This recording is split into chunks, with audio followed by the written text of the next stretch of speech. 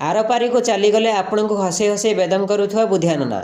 ते वर्तमान सूचना अनुसार ना आउ मंचरू हसाइबे ना आपण आउ संलाप शुणी हसबे, कारण आरपारी को चली जाइछन्ती कलिंग गणनाट्यर हास्य कलाकार बुधिया नना।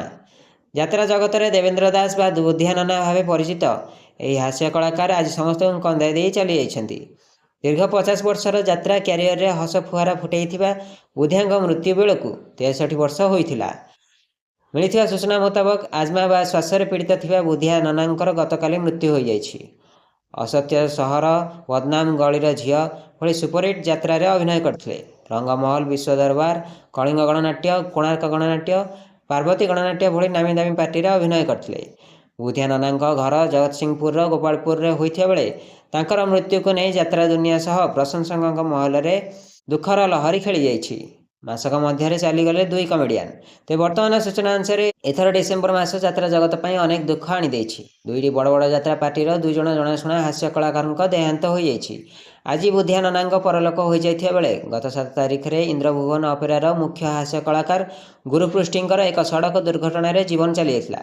अजणा गाड़ी धक्का युवयात्रा हास्य अभिनेता गुरुपृष्टिंकर मृत्यु घटिला। गत 7 तारिख रे 16 नंबर जातीय राजपथर भद्रक चिंगुड़ीपुर निकट में सड़क दुर्घटना तांकर मृत्यु घटिला।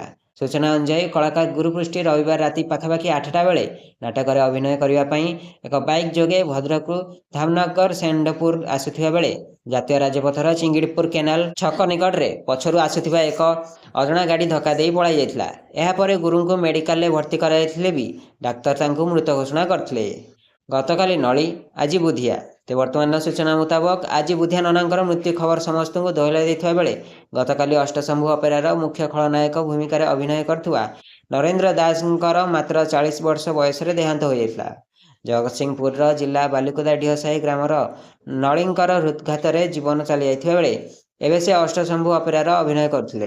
नली तांको यात्रा क्यारियर रे तुलसी गौरी गणनाट्य आरंभ करथिबा बेले एहा परे ईस्टर्न रेड, तुलसी गणनाट्य, इंद्रभुवन, त्रिनाथ गणनाट्य, पार्वती गणनाट्य अनेक सुपरहिट यात्रा रे भी अभिनय करथिले।